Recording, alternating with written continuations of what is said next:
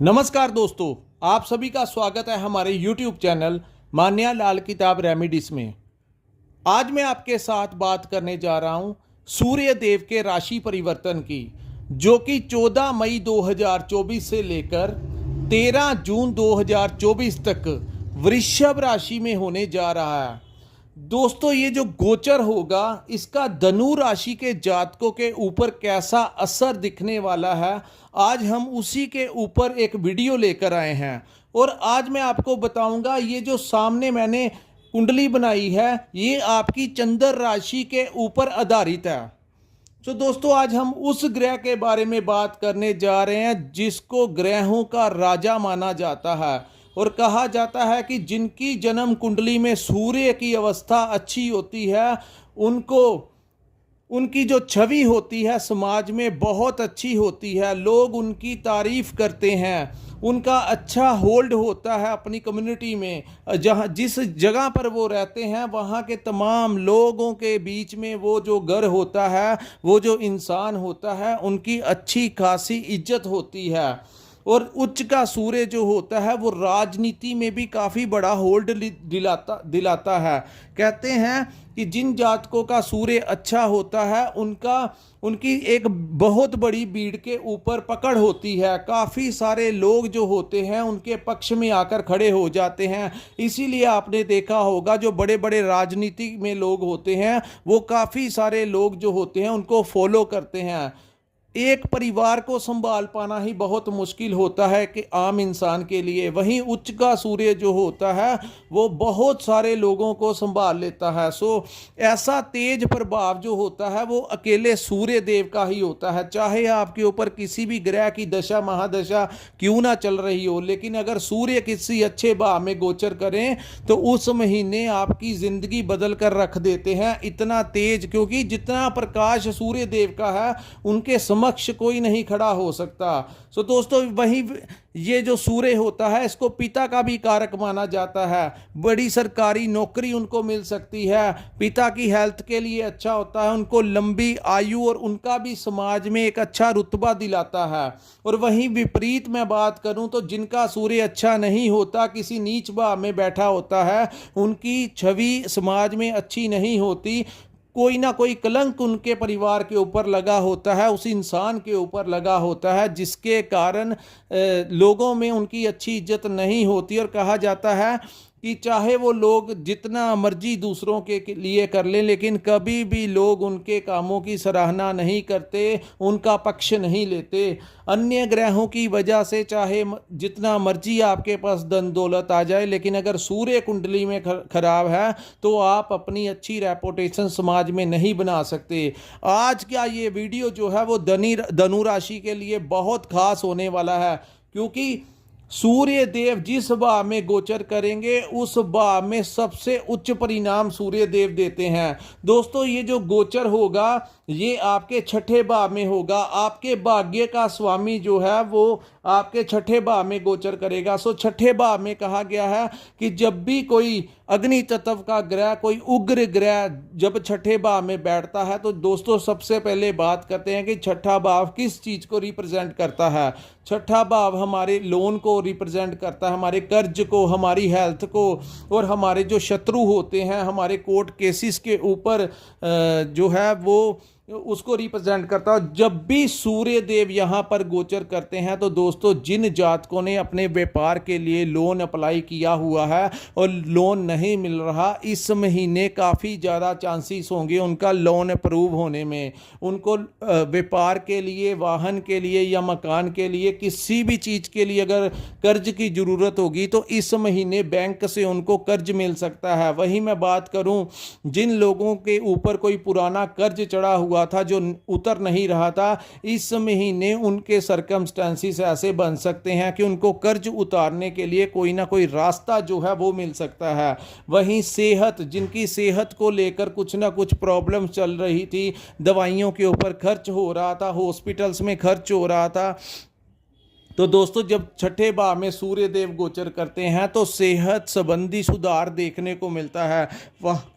वहाँ पर अगर आपके अंदर कैसा भी रोग हो, छोटा मोटा कोई भी रोग हो, वो किसी ना किसी तरीके से सूर्य देव का प्रभाव इतना बढ़ जाता है कि वहाँ पर वो हेल्थ से संबंधित कोई भी इशू हो उसको वो हटाकर आपके रोगों को ख़त्म करते हैं। यहाँ पर सूर्य देव को शत्रु हंता कहते हैं, रोग हंता कहते हैं और कर्ज हंता कहते हैं।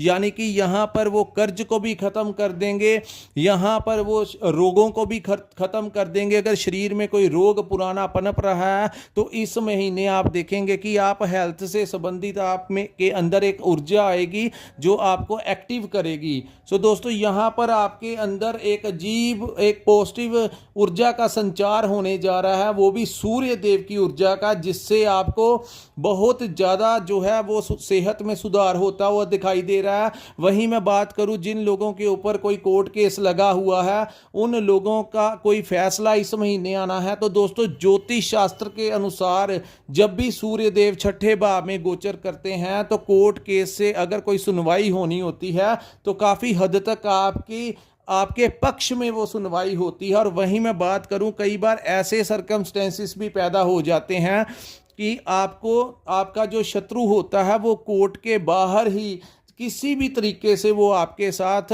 कॉम्प्रोमाइज़ कर लेता है, कई बार कोर्ट तक जाने ही नहीं देता। तो ऐसी संभावनाएं धनु राशि के जातकों के ऊपर बनी हुई है, क्योंकि छठे भाव में जब सूर्य देव बैठते हैं तो राज दरबार से कोई इज्जत मान सम्मान दिलाना होता है, सरकार से कोई फ़ायदा देना होता है। सो सरकार से फ़ायदा ऐसे ही होगा कि कोर्ट केस अगर आपके ऊपर सरकारी गर होता है ना कोर्ट केस, तो वहाँ से अगर कोई फैसला आना होगा तो वो काफ़ी हद तक आपके पक्ष में आएगा।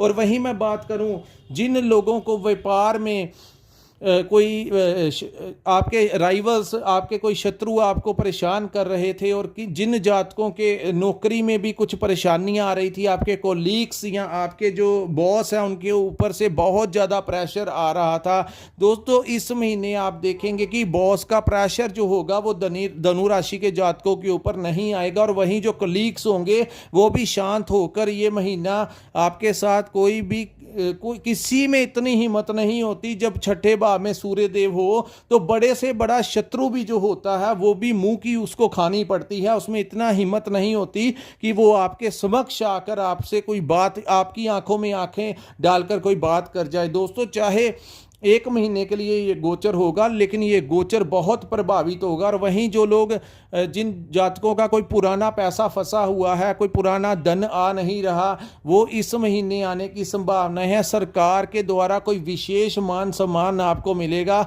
अगर आप राजनीति के साथ जुड़े हुए हैं तो आपको कोई उच्च का डेजिग्नेशन मिल सकता है। जो लोग स्टूडेंट्स हैं उनको करियर के लिए कोई नई अपॉर्चुनिटीज़ मिल सकती हैं। जिन जातकों ने सरकारी एग्ज़ाम दिया हुआ है, कोई सरकारी एग्ज़ाम की कोई पढ़ाई कर रहे हैं, यूपीएससी की या किसी भी डिफेंस क्षेत्र में या किसी भी क्षेत्र में, तो इस समय आपको नौकरी, सरकारी नौकरी लगने के या प्राइवेट सेक्टर में भी आप अप्लाई करेंगे तो काफ़ी ज़्यादा संभावनाएं हैं कि आपको उच्च अधिकारियों का सहयोग मिले और आपको नौकरी भी मिल सकती है और कुछ लोगों को प्रमोशन भी मिल सकती है। जो लोग नौकरी करते हैं उनके उच्च अधिकारी उनके काम की सराहना करेंगे, जिनकी वजह से उनका नाम जो होगा वो प्रमोशन के लिए रिकमेंड कर दिया जाएगा। सो धनु राशि के जातकों के लिए सूर्य का ये जो गोचर है वो अत्यंत शुभदायक होगा। दोस्तों, यहाँ पर मैं आपको एक और बात बता देना चाहता हूँ, यहाँ पर सरकारी नए टेंडर भी आपको मिल सकते हैं।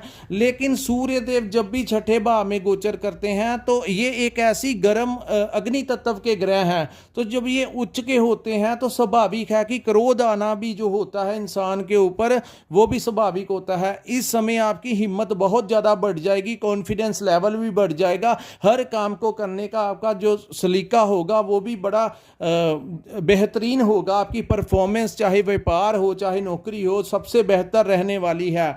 तो ये जो इस गोचर के दौरान सिर्फ आपने यही ध्यान रखना है कि कभी गुस्से में आकर कोई अपशब्द ना बोल दीजिए किसी को, क्योंकि इस एनर्जी को संभाल पाना, हालांकि ये बहुत पॉजिटिव होगी, ऐसा कोई पक्ष नहीं होगा जो आपकी फेवर नहीं करेगा। सिर्फ आपने यही करना है कि आपने सिर्फ थोड़ा सा अपना केयर करना है कि गुस्सा नहीं करना और गुस्से से अवॉइड करना है। बाकी काफ़ी ज़्यादा हद तक धनु राशि के जातकों के लिए 14 मई के से लेकर 13 जून तक का जो समय होगा वो आपके फेवर में होगा और इस समय का आप भरपूर आनंद उठाएंगे। सो दोस्तों, ये था धनु राशि के ऊपर सूर्य परिवर्तन का कैसा प्रभाव रहेगा। अगर आपको हमारी ये वीडियो अच्छी लगी हो तो हमारे चैनल को लाइक और सब्सक्राइब करना मत भूलिए और नीचे कमेंट सेक्शन में कमेंट कर जरूर बताइएगा कि आपको हमारी ये वीडियो कैसी लगी। दोस्तों, जब आप हमें कमेंट करते हैं तो हमें बहुत ज़्यादा अच्छा लगता है, हमें लगता है कि हमारे काम की प्रशंसा हुई है, आप लोगों ने हमारी मेहनत का हमें फल दिया है। सो जिन जातकों के घर में भाई बहन या आपके मित्र जो हैं वो धनु राशि के हैं और आप उनके बारे में उनसे प्यार करते हैं तो उनको भी ये वीडियो जो है वो शेयर कीजिए। सो दोस्तों, जिन जातकों ने अपनी कुंडली का विश्लेषण करवाना होगा, स्क्रीन के ऊपर हमारा एक नंबर शो हो रहा है, वहाँ पर आप हमारे साथ संपर्क कर अपनी कुंडली का पूर्ण विश्लेषण करवा सकते हैं। सो दोस्तों, यहीं पे हम अपनी वीडियो को विराम लगाते हैं। नमस्कार, जय माता दी।